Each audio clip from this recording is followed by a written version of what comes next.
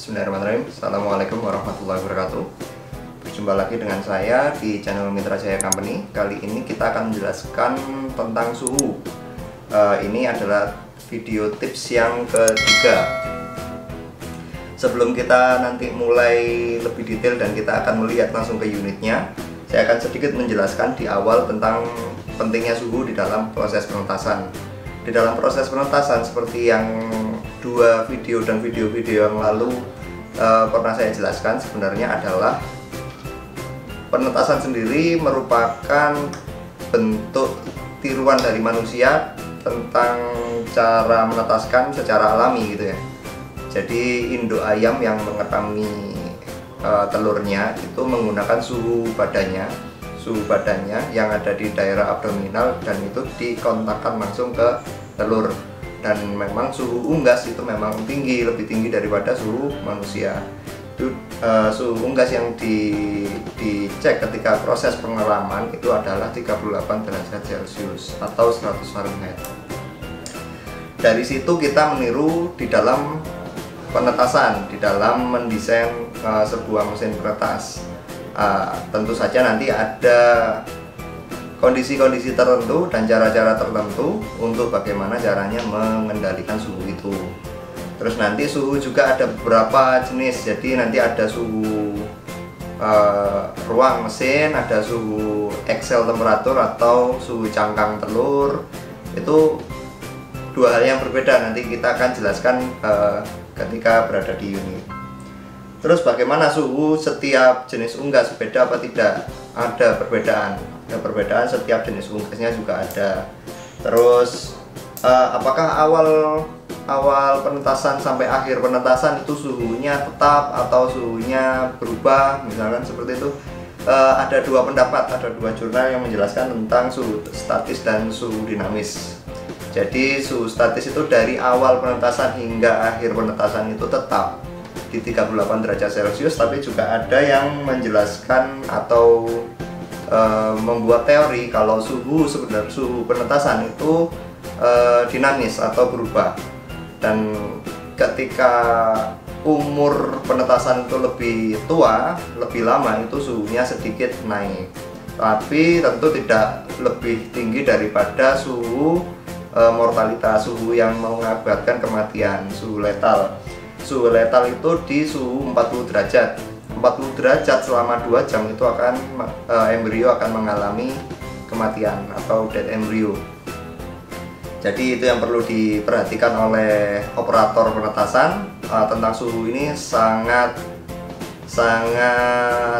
krusial ya, sangat penting sekali, perlu diawasi, karena dengan suhu ini bisa mengakibatkan kematian atau kecacatan dan lain sebagainya. Itu sangat penting di suhu ini. Jadi mungkin di video tentang suhu ini kita akan jelaskan bisa sampai 2-3 part. Yang pertama ini kita akan menjelaskan tentang bagaimana cara mengendalikan suhu ketika telur itu awal mula belum masuk ke mesin, itu dikendalikan seperti apa, ditempatkan di suhu seperti apa sampai ke dalam mesin. Langsung saja, kebetulan baru kemarin kita masukkan untuk uji coba mesin lagi, dan kebetulan juga kita ada produk baru tipe rak geser, dan kita masih statusnya masih prototype, itu nanti kita masih uji coba, nanti kita akan lihat langsung ke unitnya. Baik, langsung saja kita ke sana. Baik, kita lanjutkan di part ini kebetulan yang seperti yang saya jelaskan di introduction yang tadi, kita sekarang sudah ada di unit mesin.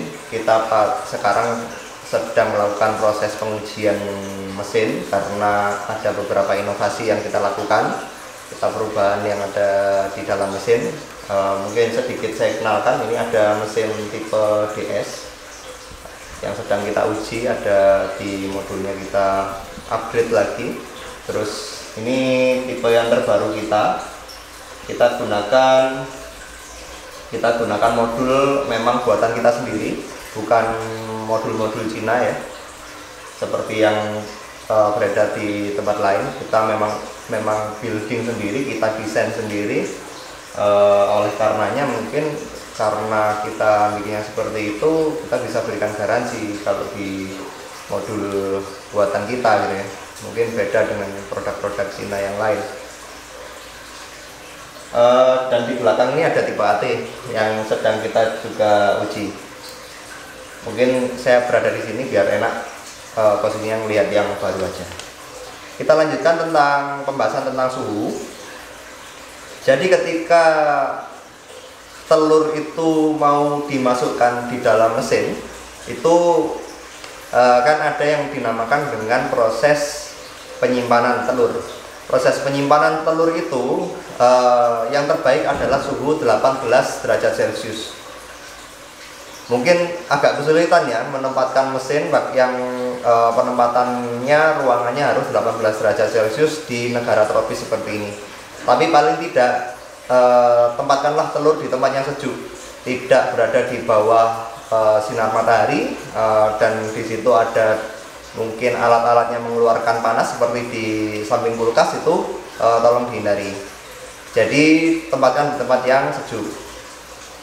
Dan sebelum proses telur itu dimasukkan ke dalam mesin, itu perlu ada proses yang dinamakan dengan preparation temperatur atau suhu persiapan.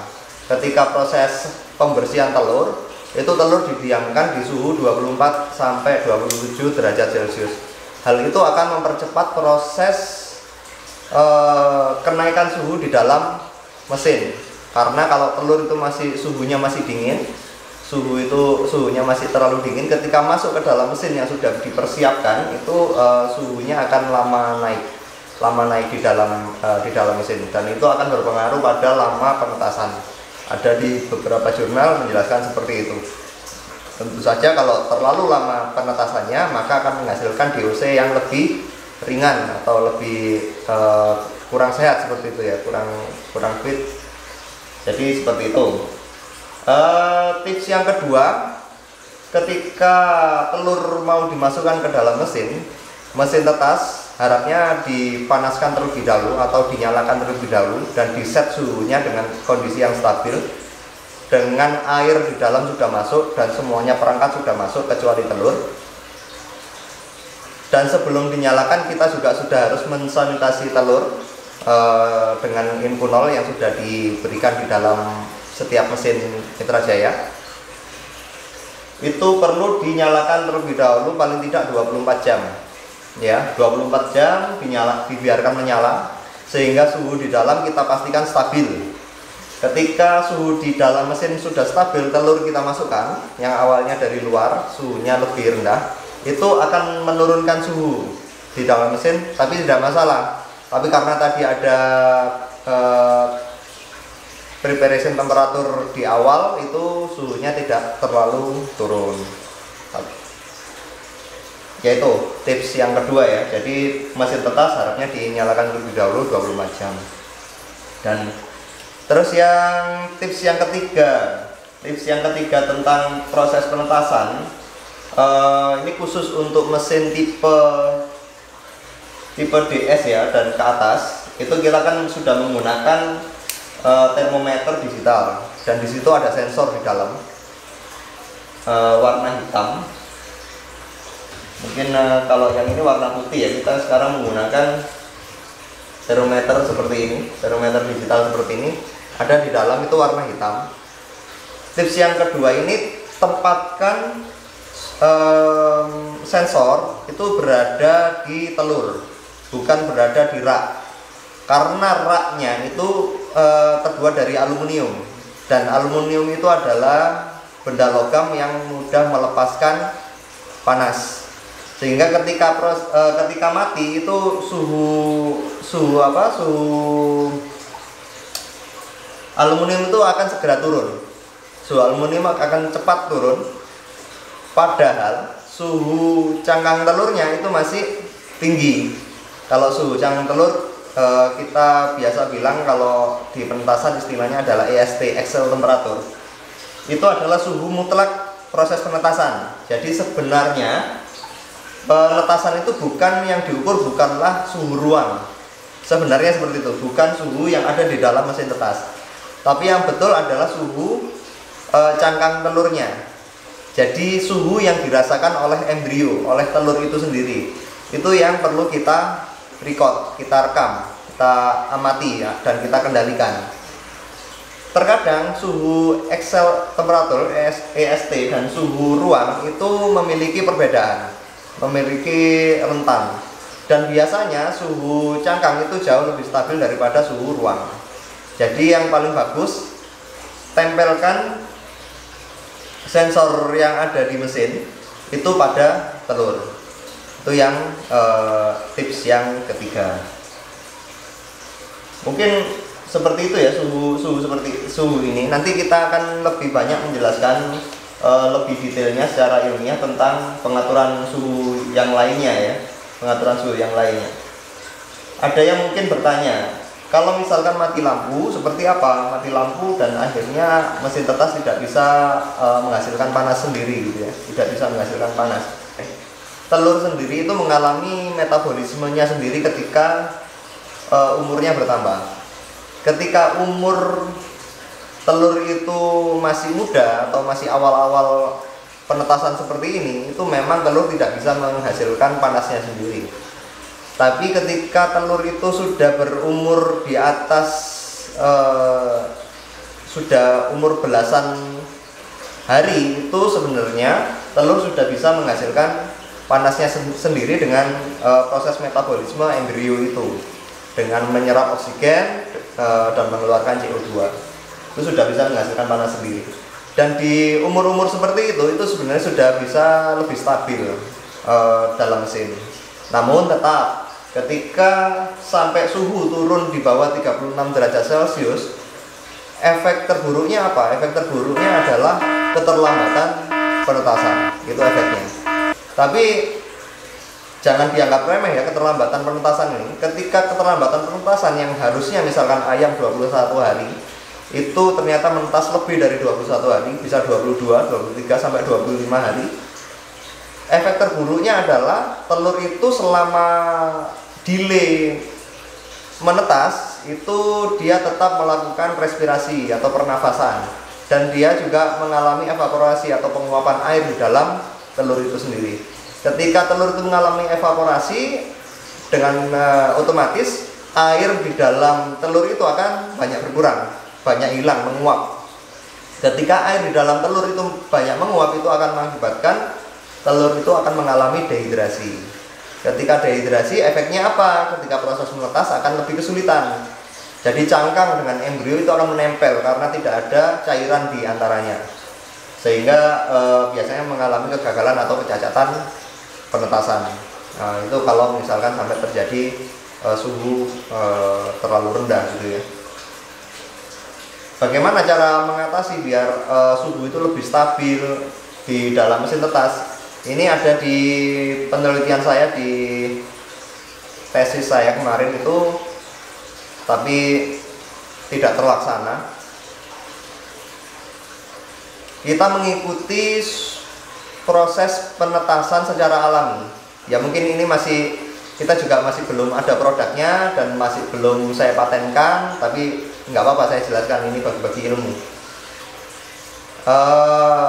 Dalam proses penetasan secara alami itu memiliki perbedaan dengan proses penetasan konvensional menggunakan mesin seperti ini ya.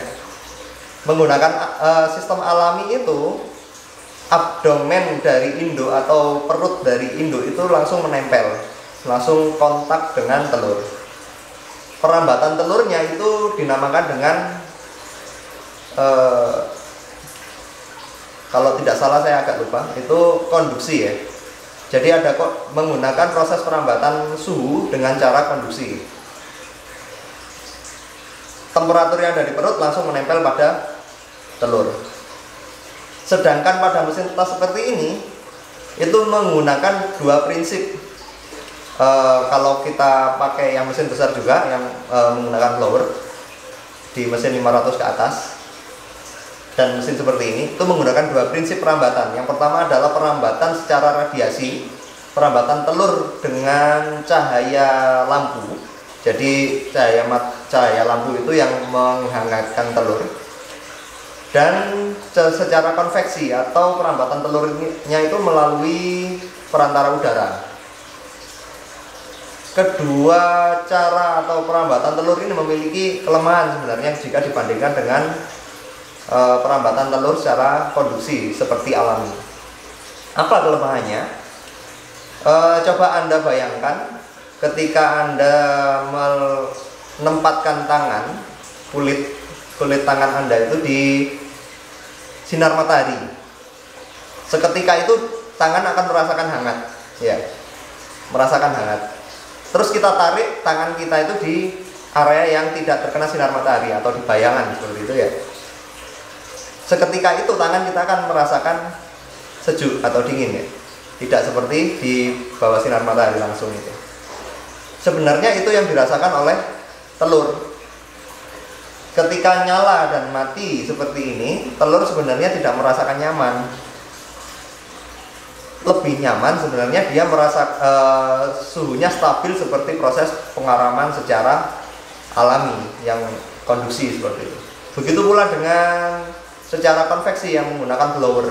Ketika dihembuskan panas, itu lebih baik sebenarnya daripada radiasi. Dihembuskan panas itu dia akan merasakan hangat, tapi ketika hembusannya berhenti itu dia akan merasakan lebih dingin daripada awalnya. Ini adalah tips yang sempat saya buat penelitian, membuat suhu di dalam suhu ST atau Excel temperatur itu lebih stabil. Itu bagaimana ya caranya untuk di dalam mesin? Kita menggunakan, penelitian saya menggunakan kain yang itu kita menggunakan kain serat bambu. Kita tempatkan berada di atas dan di bawah mesin, di bawah telur. Jadi saya namakan alat itu metode itu dengan nama egg blanket atau selimut telur. Telur kita selimutin. Dan kain yang kita gunakan itu kain yang berwarna hitam. Dengan prinsip kalau warna hitam kan lebih mudah untuk menyerap panas dan lebih mudah untuk melepaskan panas. Jadi kain hitam itu, kain serat bambu itu kita letakkan di atas telur sehingga sinar dari lampu itu tidak langsung mengenai cangkang telur, tapi mengenai dulu di egg blanketnya. Dari egg blanket itu dia akan menahan panasnya dan akan menyalurkan suhu secara konduksi ke telur. Itu yang kita buat di penelitian saya, dan ternyata itu juga menghasilkan keberhasilan yang jauh lebih baik karena di situ kelebihannya juga kelembapan dari air yang ada di bawah, air yang kita tempatkan di dalam mesin itu tidak langsung menguap hilang, namun itu akan tertahan oleh kain itu sehingga kebutuhan kelembapan telur itu terpenuhi. Tentu di situ perlu diperhatikan ya tentang oksigen. Perlu diperhatikan tentang oksigen yang saya jelaskan di part 1. Bagaimana ketebalannya, bagaimana kondisi tekstur dari kain itu sendiri, itu perlu diamati lebih lanjut. Tentu saya punya formulanya, kain apa yang digunakan, ketebalannya seperti apa, pori-porinya seperti apa, sehingga oksigen pada telur itu masih terpenuhi namun suhunya lebih baik. Tapi produk itu belum kita keluarkan. Kalau misalkan ada yang berminat silakan komen di komentar. Mungkin kalau banyak yang berminat kita akan produksi dan kita akan pasarkan untuk egg blanket itu. Dan kita tahu sendiri kalau kain serat bambu itu dia antibakteria ya, antibakteria sehingga menjaga telur agar tidak mudah busuk ketika proses penetasan. Seperti itu. Ini bagi ilmu ini ya, nggak apa-apa. Mungkin nanti ada yang mau bikin, nggak masalah saya kira. Tapi perlu penelitian yang panjang. Saya sendiri penelitian itu panjang. Kita kombinasi antara serat bambu dengan katun, dengan nilon dan lain sebagainya kita kombinasi. Tapi masih belum kita produksi. Tunggu komentar dari konsumen ya. Mungkin masih banyak sekali penjelasan tentang suhu penetasan ini. Nanti kita akan melanjutkan di part selanjutnya karena ini sudah terlalu lama sepertinya videonya. Terima kasih, semoga bermanfaat video kali ini. Jika saya ingatkan lagi, jika dirasa bermanfaat video ini, tekan like. Jika mau tahu informasi-informasi yang selanjutnya kita akan sampaikan, jangan lupa di subscribe channel ini. Terima kasih. Wassalamualaikum warahmatullahi wabarakatuh.